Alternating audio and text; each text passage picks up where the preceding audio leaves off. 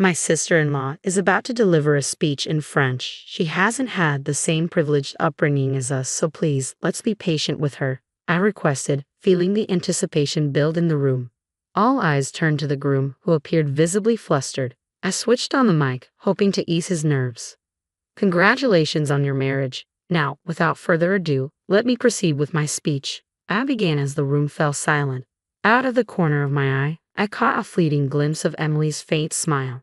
With a deep breath, I launched into my speech in fluent French. Every now and then, I glanced over at the couple. Emily's frozen smile seemed somewhat out of place.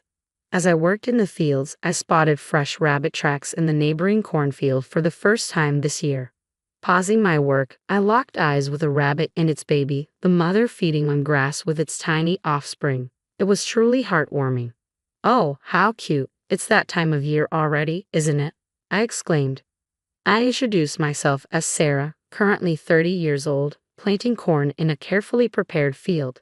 The farming work was monotonous, often making me lose track of time.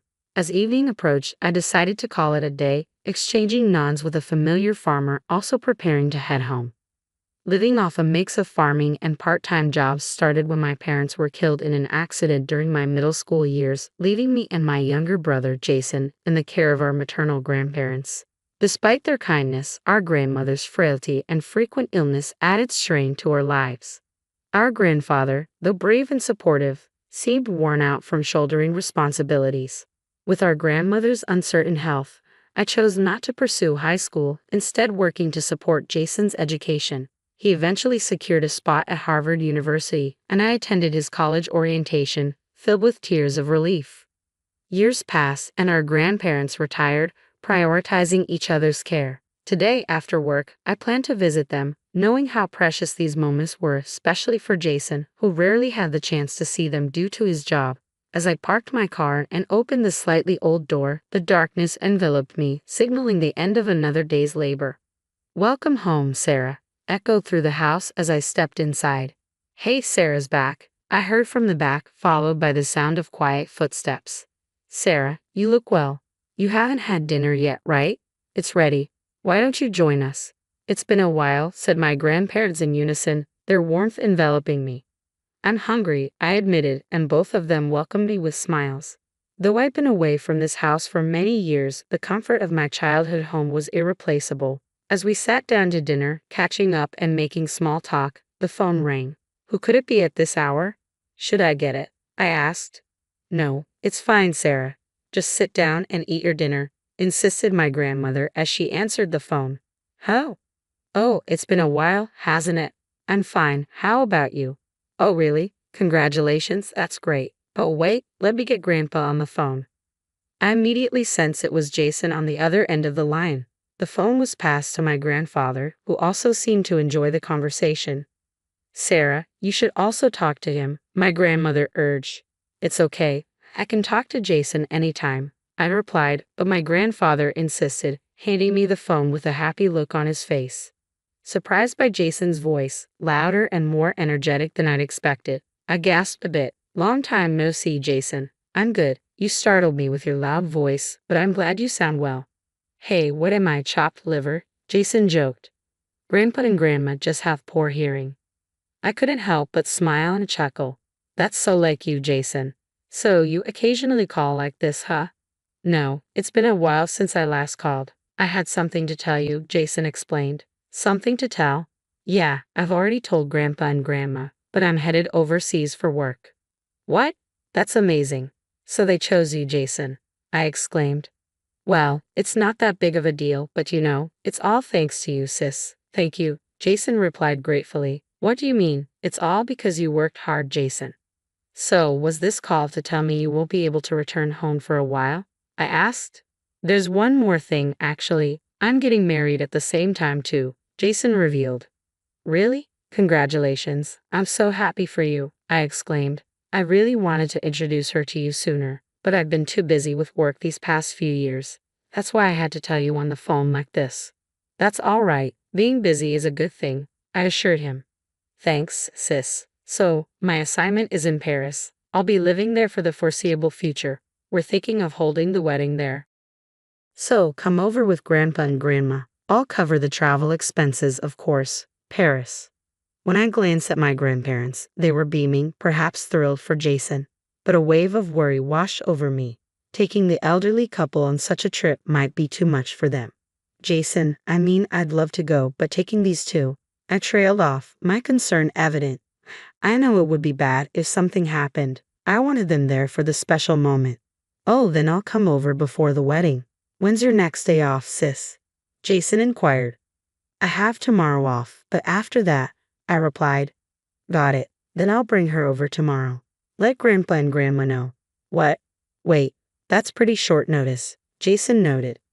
Wait, did you have some plans, sis? He asked. Not really, but mental preparation. You don't need that. She's a really nice girl. I'm sure you'll like her, Jason assured me hastily. Oh, I've got to get back to work. Can you tell them bye? The call ended abruptly, leaving me hanging up reluctantly. I see Jason's getting married. That's wonderful, Grandma remarked, her eyes sparkling with joy. That's right, he used to be so small. I'm so happy for him. Oh, Sarah, is the call over? What did Jason say about that? He's bringing his fiancée over tomorrow, I explained, still a bit surprised by the sudden turn of events. I see. At our age, it's hard on the heart to fly, indeed. But if we can see Jason again after so long, let's make a feast tomorrow, Grandpa suggested, his tone filled with excitement. Jason has always been smart, but he's always been restless, always thinking on the run, so to speak, Grandma reminisced. Well, it's good that he's found someone who can support him. Let's celebrate tomorrow, then. I'll come over early tomorrow and help with the cooking. With that settled, I started eating the remaining dinner that had been left untouched. The next day, despite being a habitual late riser, especially on days off, I woke up early and headed to my grandparents' house.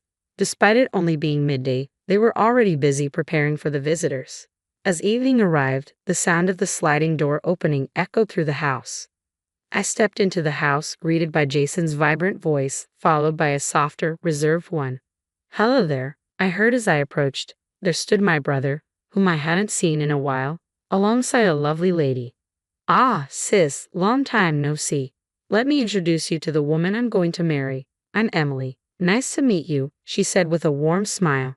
Oh, I'm Sarah, Jason's sister. It's so nice to meet you, Emily, I replied, extending my hand. Emily and I shook hands, welcoming the couple into the house. Emily greeted our grandparents warmly, her laughter filling the room. She was outgoing and quickly became friendly with them. As we sat around the dinner table, Emily suddenly asked me a question. So, sister-in-law, you're a fan of lemon on your shrimp, huh? Oh yes, I always have been. Really? I responded. Me too. This is the first time I've met someone else who likes it the same way. I'm so happy, Emily exclaimed. Her cheerful conversation made her easy to talk to, and we chatted and laughed together. However, I couldn't help but notice Emily's gaze on me whenever I was talking with others or had to leave my seat for the restroom. I brushed it off, thinking it was perhaps poor eyesight or just the way she looked at people.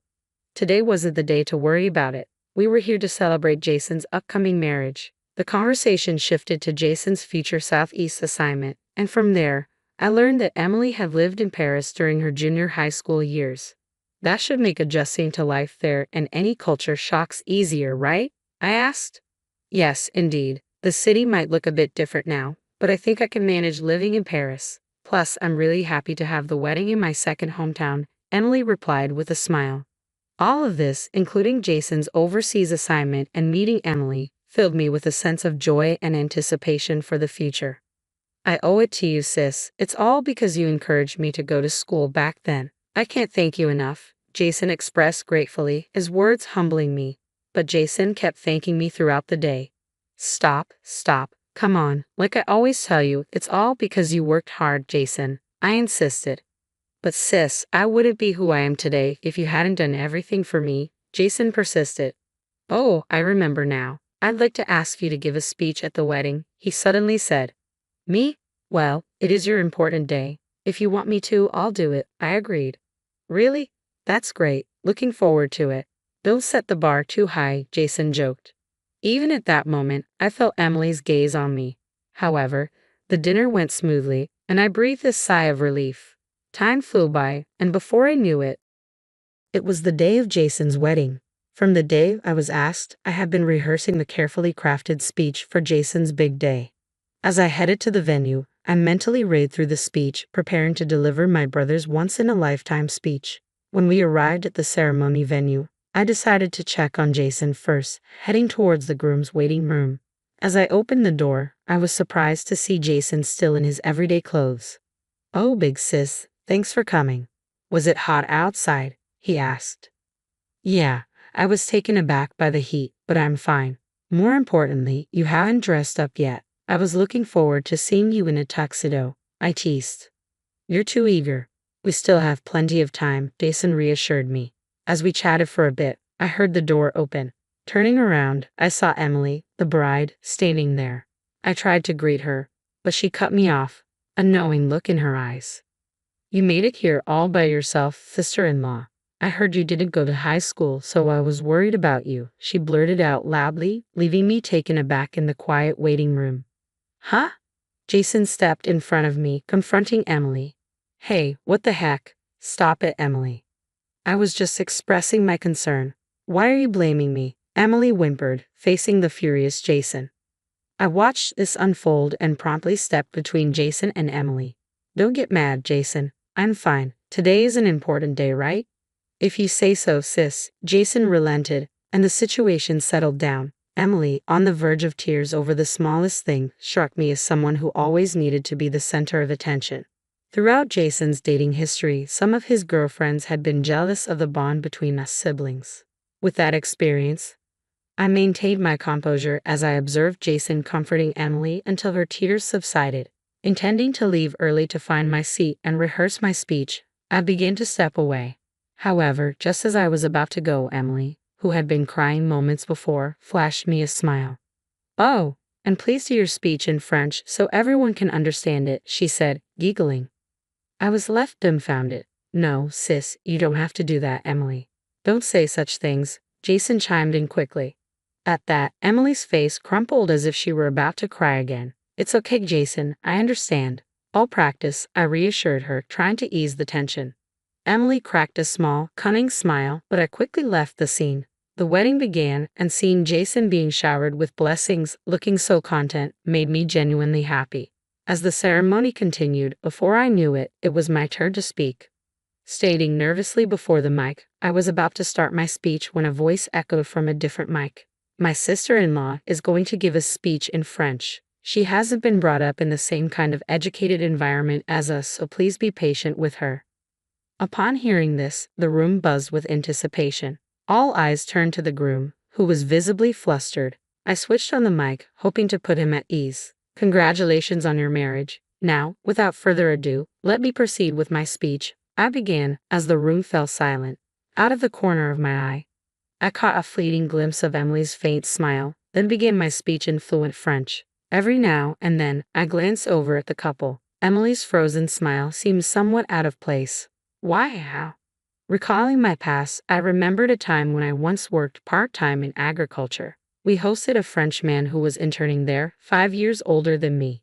He was kind and always thoughtful, and I secretly had a crush on him. Looking back, it was my youthful days, eager to deepen my friendship with him despite the language barrier. I borrowed my friend's school French textbook and studied diligently. At first, our conversations were awkward, but eventually, I became capable of casual conversation in French. As my jokes during the speech set the room roaring with laughter, I noticed Emily seemed completely lost. I figured she'd probably forgotten her French after so long abroad. Moreover, her 3 years of middle school overseas had taught her that unless you're keen on learning, you can get by with just gestures and vibes.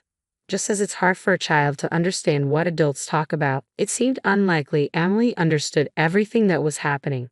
As my speech drew to a close, I saw Jason deeply moved, crying beside her, Emily clueless as to why he was crying.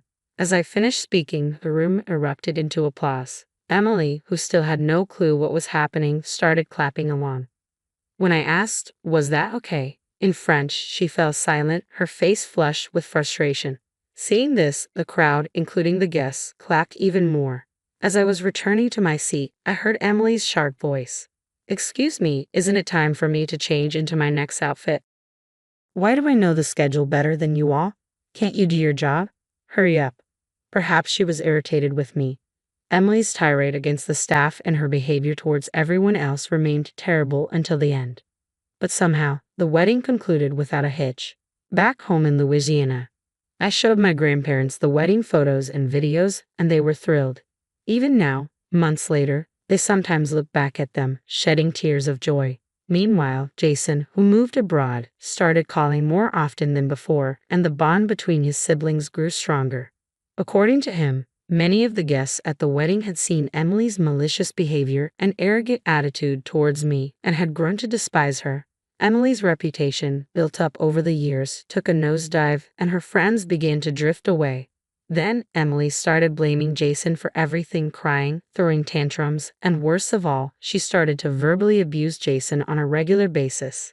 Having lost all hope for Emily, Jason was now working on a divorce. A few months later, as usual, I went to see my grandparents, had dinner with them, and the three of us were chatting about recent happenings.